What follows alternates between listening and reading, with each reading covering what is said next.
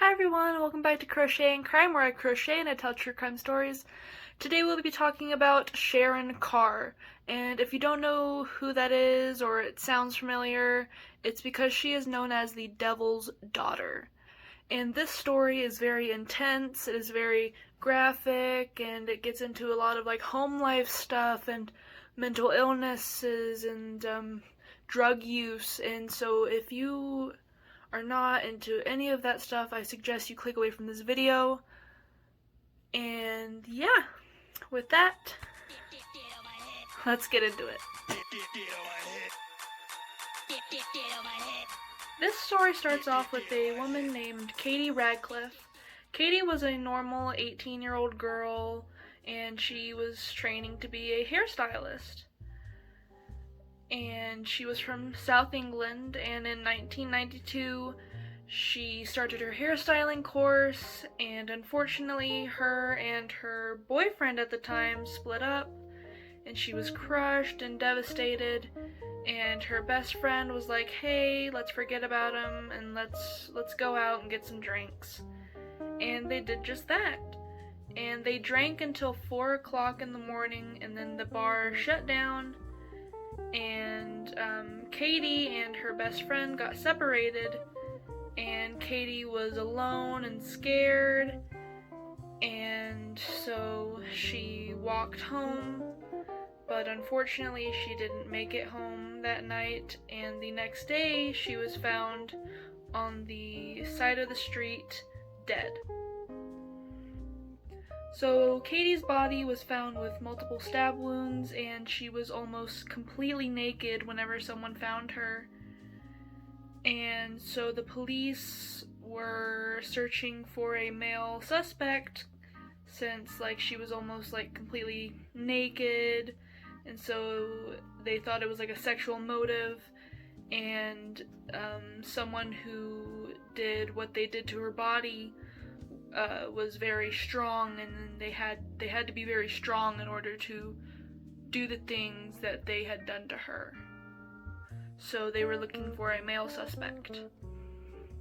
So they searched and searched for clues of some kind, but they found nothing, and on the second anniversary of Katie's death, there was an incident reported at a middle school that happened between two of the children, Sharon Carr and Anne-Marie Clifford.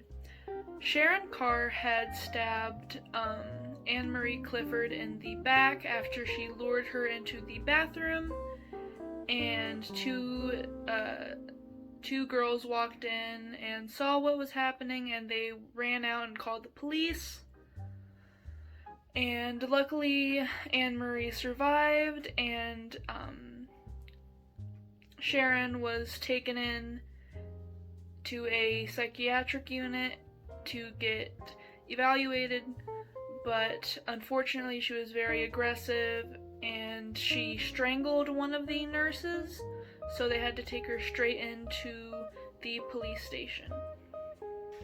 Sharon was found guilty of 2 counts of bodily harm to Anne-Marie, and she was sentenced to 2 years in an institution for young offenders. Sharon did not have the best home life. Her father was an alcoholic and would get violent, and her mother had very big anger issues and would yell at everyone. Her kids, her husband, anyone in a 5-foot radius she would yell at. She would let them have it. And she would also put hot peppers on her children's genitalia and would burn them with a lighter as punishment. And eventually Sharon's parents split up, and her mother moved in with this new man who had money. So they went from living poorly to Sharon having a better education and better living style. Sharon made new friends at her school, and everyone seemed to enjoy her until she became this aggressive, very mean little girl. And she ran with a very bad crowd who would rob, steal, sell illegal drugs, take illegal drugs, and she was 11 years old at this time. these older kids that she was with were like a family to her. They raised her and actually showed her attention that her mother and her father could not give her, which, you know, and she wanted that attention from her parents, but they didn't give it to her, so that's why she ran with this bad crowd, because they were giving her attention and they were raising her in like such a violent way, but also they were still giving her attention, which she wanted, but she never fully got.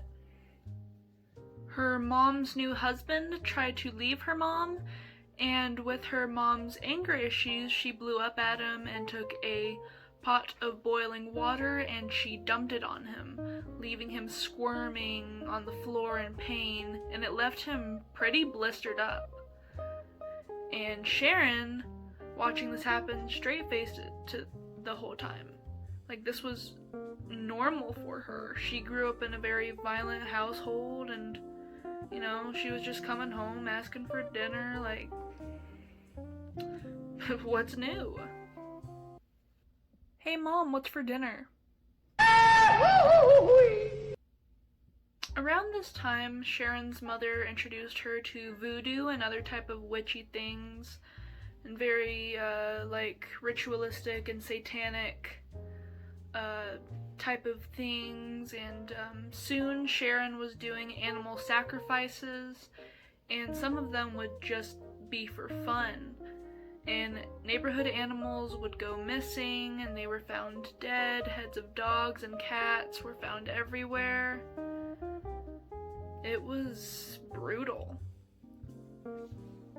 So let's skip to where we left off.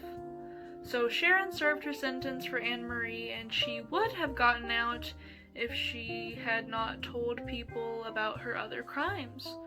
So they arrested her again, and they interviewed her, asking her about her previous murder.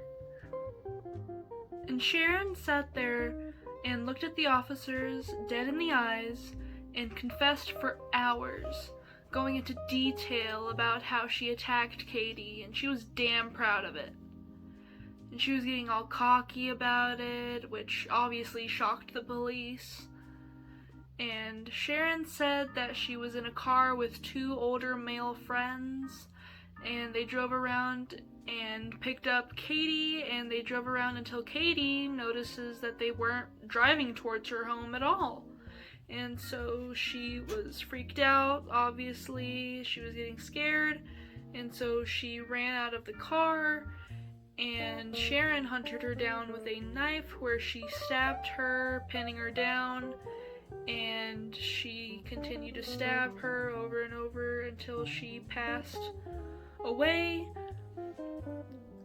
And after that, she continued to mutilate her body and create more physical harm to her, even though she was already deceased. And when she noticed that Katie was going to be too heavy for her to drag to like a field or something like that, she turned to her friends, but she noticed that they drove away, and so she had to use all of her strength and drag Katie to a alley where she left her and where she was later found. The police found the two boys and took them in for questioning, and as they were each other's alibis, the police let them go, even though that they kind of knew that like they were very much involved with the murder, that they had alibis, so they let them go. They found a diary that she had written, and she had written about how thrilling her kill was and how she enjoyed the rush and the like excitement for being able to do so, and how she planned to kill Anne-Marie next to, you know, get that rush again. She also talked about how she saw the devil everywhere, like she was seeing like hallucinations of him and everything like that, and even when she like looked at herself in the mirror, she saw the devil. And then she wrote that she realized that the devil in question was her. And so she was charged with Katie Radcliffe's murder, and she tried to back out of it and say she wasn't in the right mindset when she confessed, which, you know, the jury pretty much had already made up their mind about it, and they went through it through the trial, and she was charged with manslaughter and sentenced to 14 years in prison. And the reason that she was sentenced, or that she was charged with manslaughter, is because that they were like, yeah, you killed Katie, but you also have some mental stuff going on. And so they felt like she wasn't all there when she committed the act, and so they gave her manslaughter. And of course, being the violent person that she was transferred a lot to many different prisons and psychiatric facilities, mental hospitals and stuff, and she ended up at Broadmoor Hospital, where she almost married another murderer. Robbie Lane was his name. And, you know, they talked a lot, and they fell in love, and, he proposed, and they ordered rings, so they can have their wedding day, and, this news got out, and people made, news articles about it, and they read those news articles just a few days before their wedding, and, it talked about their murders, and they were so revolted by each other, and they were filled with disgust. They were like, how dare you commit the same thing I committed, you monster. And as of now, Sharon is in solitary confinement for an indefinite amount of time. I'm gonna finish this up and I'll be right back. Alright, here's the finished product. It is a little bag that is featured in the Animal Crossing New Horizons. I have been addicted to that game. I actually haven't played it in a while, so I guess not really addicted. But I do miss Tad and Egbert. Ugh. They're so cute. We have to acknowledge that, right? They're adorable. They're my favorite. Anyways, so I made the little money bag, and I have like a ton of coins like lying around. I don't know why, but I do, so I'm probably gonna put them in this little thing. It's so cute, and I can unravel it and everything, and, you know, open it up. And I actually free-handed this design, and I'm very proud of it. So, I haven't made a written pattern, but I might. I still don't know how to write patterns or anything like that. I'm still learning. So yeah, if I ever do make a written pattern, I'm gonna put it down in the description below eventually, but probably not today or today's video. And yeah, sorry for rambling, but this story was absolutely crazy. And I hope you enjoyed this video, and I hope you enjoyed this story. And yeah, so I hope to see you all in the next video. Make sure to like, comment, share, subscribe, and yeah, see you guys next week. Bye!